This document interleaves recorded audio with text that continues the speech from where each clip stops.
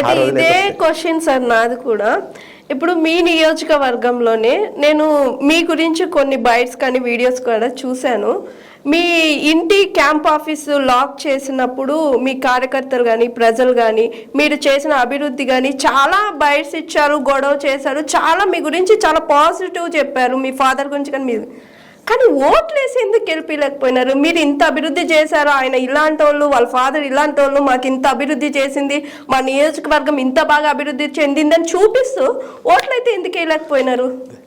మీరు వేసే ప్రతి ఒక్క క్వశ్చన్ మళ్ళా ఓట్ల గురించే అంటే నాకు అది నాకు కూడా ఇది ఓటమి తర్వాత మొదటి ఇంటర్వ్యూ కానీ మీరు కూడా ప్రతి దాని మీద సందర్శిస్తారు కానీ ప్రతిది కూడా ప్రజల్ని నా స్థాయికి నేనైతే ఇంకొక పరిణితి చెందాల్సిన అవసరం అయితే ఉంది. ఏది ఎలక్షన్ అర్థం చేసుకునే విధానాల్లో, రాజకీయంలో కాదు, ఎలక్షన్ అర్థం చేసుకునే విధానాల్లో ప్రజలు ఏ విధంగా ఆలోచిస్తారు, ఎక్కడ ఇది చేస్తారు. ఎందుకంటే చెప్తున్నా కదా, విమర్శించడం చాలా ఈజీ అవుతుంది ఎవరికైనా. అది తప్పు జరిగిందేమో, నేనే తప్పు కావచ్చు, మరి నేను తప్పు చేసినా అంటే జనాల మధ్యలో పోవద్దంటారా, లేకపోతే ఫోన్ చేయని అటెండ్ కావద్దంటారా, లేకపోతే పెళ్ళిళ్ళు సావులు ఎవరికైనా కష్టం వచ్చిందాకనే చెప్పు బాబు అని ట్విట్టర్లో ఎవరైనా ట్వీట్ చేసినా కానీ మా కేటీఆర్ గారు భగతి చూడు తమ్ముడు అనగానే నేను ఎమ్మటే వెళ్ళిపోయి ఆ ఊర్లోకి వెళ్ళిపోయి నేను చెప్తున్నా.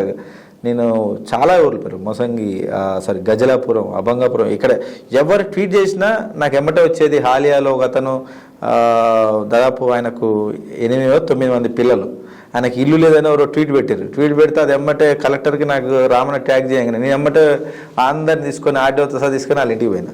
ఇప్పుడు నన్ను బొమ్మను ట్వీట్ చేసి నేను ఏమంటున్నా అంటే, మరి ఇది చేయడం తప్ప ఒప్ప, ప్రజలు ఏ విధంగా తీర్పిచ్చారో దీని మీద ఒక వర్క్షాప్ నడవాలి. మరి ఇది తప్పని మనం ఎట్లా అంటాం? ఒక న్యాయం చేసినాం కానీ వాడు మాకు తిరిగి చేయలేకపోయి ఓటే వేసిండా, అతను వేసి ఉంటాడు, మరి ఎక్కడ వేసిండు ఎక్కడ వేయలేదు. లేకపోతే నాకు నిజం చెప్పాలంటే చాలా గొప్ప చెప్పాలి,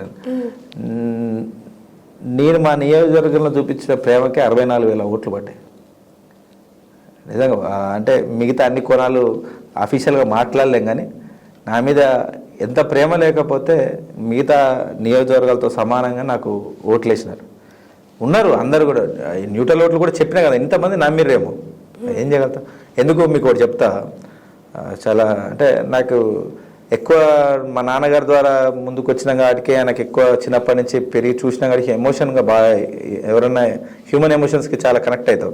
కేటీఆర్ గారికి కూడా చూస్తే ఒక ఆమె వచ్చింది, భర్త చనిపోయాడు కోవిడ్లో, ఆమె పీఈటీ సంబంధించినటువంటి కోర్స్ చేసింది, కొడుకున్నాడు, వాళ్ళ అత్తమామలు ఆమె ఆసరా అనియట్లేరు, మా పక్కన బొక్కమందులపాడు.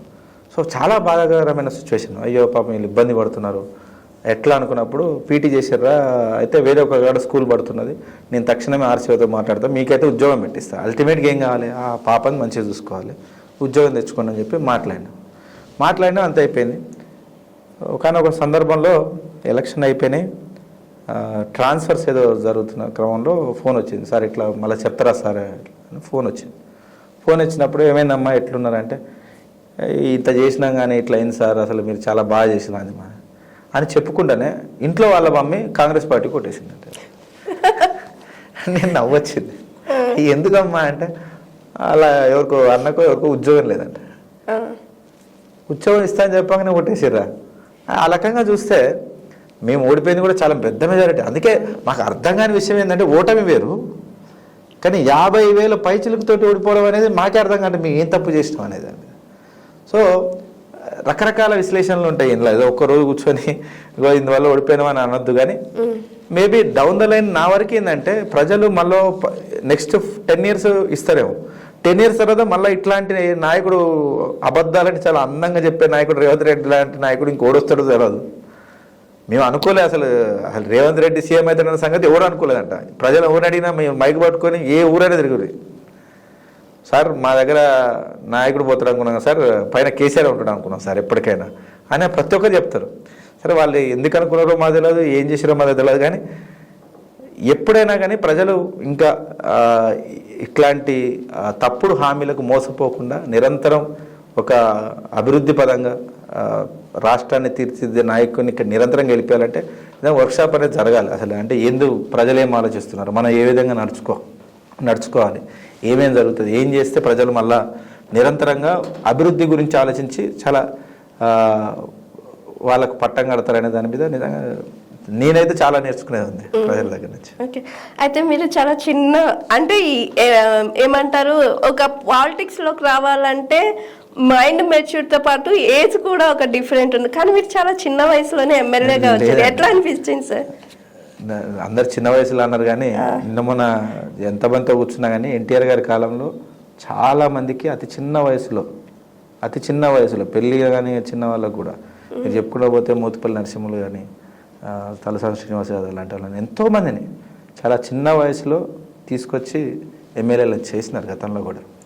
మీరు ఏ నాయకుని ఎంచుకున్నా చిన్న వయసులోనే ఆయన ఇప్పుడు మొన్న అసెంబ్లీలో నా మీద ఆ ఇమేజ్ వచ్చింది, చిన్న వయసులో వచ్చింది ఈ ఏజ్ యాక్చువల్గా నిజంగా మాకు పట్టం కట్టాల్సిన ఏజ్ అని కూడా నేను, ఎందుకంటే మాకున్నటువంటి జనాలకు వెళ్ళి పని చేయాలన్న ఆలోచన కూడా మా వయసు ఉన్న వాళ్ళకి చాలామందికి ఉంటుంది. సో నేను అట్లా భావించలేదు, నాకైతే ఒక బాధ్యతగానే స్వీకరించినది. నాకు ఈ ఎమ్మెల్యే అనే పదవి కన్నా మా నాన్నగారి ద్వారా నాకు వచ్చిన బాధ్యతగానే ఎక్కువ స్వీకరించిన. ఎక్కువ శాతం ఛాలెంజింగ్గానే ఉండే. మీరు అన్నట్టు అంత ఎంజాయ్మెంట్గా ఏం లేదు అసలు, ఏ రోజు ఖాళీ లేకుండా ప్రతిరోజు బాధ్యతనే. నాన్న ఎక్కడ తప్పుదో పట్టిస్తాను, ఎందుకంటే గతంలో ఉన్నటువంటి ఆలోచనలు కానీ అలవాట్లు కానీ ఇప్పుడు ఏది ఉండొద్దు. ఇదివరకు మనం పొలిటిక్స్లో లేనప్పుడు, మీడియా ముందు లేనప్పుడు దోస్తులు అడ్డగులో తిట్టచ్చు అంటే కామెడీగా. ఇప్పుడు మీడియా ముందుకు వచ్చిన తర్వాత ఒక్క మాట కూడా దొరకకుండా మాట్లాడాలి. చుట్టుపక్కల చూసే ఫ్రెండ్స్ కానీ వాళ్ళందరూ కానీ అరే నువ్వేనా మాట్లాడేదని అందరూ అడుగుతారు నన్ను. ఎందుకంటే మేము పెరిగిన విధానం ఎట్లా, నా వ్యవహార శైలి ఇవన్నీ వాళ్ళు చూస్తుంటారు కదా, కొంచెం రఫ్గా రాడికల్గా ఉండేది. ఇప్పుడు వేరే వాళ్ళని చూస్తున్నాను. కానీ నేను వన్స్ ఎమ్మెల్యే కాగానే నా పాతతనాన్ని నా పాత మైండ్ సెట్ అంతా పోగొట్టుకోవాలి. ఎందుకంటే నోలర్స్ మీద నాలో చూస్తారు. చూసినప్పుడు నేను నా ఇష్టం వచ్చినట్టు నేనుంటే ఆయన మర్యాద పోతుంది. ఆ ఒక్క ఉద్దేశంతో చాలా జాగ్రత్తగా ఛాలెంజింగ్గా తీసుకొని చాలా నిజాయితీగా చేయగలిగిన. కానీ మీరు అన్నట్టుగా రకరకాల కోణాలు ఉంటాయి. అందువల్ల అబ్బాయి చెడ్డోడు, ఇందువల్ల ఉంటాయి, ప్రతిదీ ఉంటుంది ఊర్లో.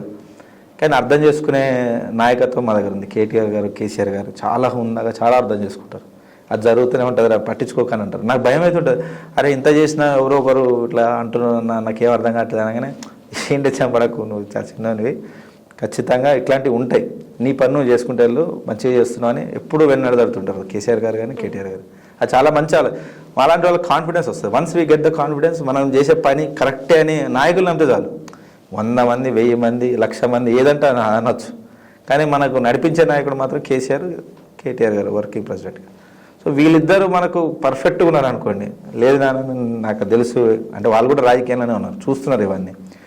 సో వాళ్ళు ఎప్పుడైతే బూస్ట్ ఇస్తారో we'll go in the fears ప్రజలకు సేవలు అందించుకుంటే ఇంకొంచెం అగ్రెసివ్గా వెళ్తాం. సో వచ్చినప్పుడు ఆల్రెడీ చెప్పినాడు కదా ఉంటాయని, అరే భయం ఉండదు లోపల. సో ఛాలెంజింగ్లో వాళ్ళ సపోర్ట్ చాలా ఉంది. కేసీఆర్ గారు అని, కేటీఆర్ గారు అని, మా మంత్రి గారు అప్పుడప్పుడు they support. Hi, this is Swathi.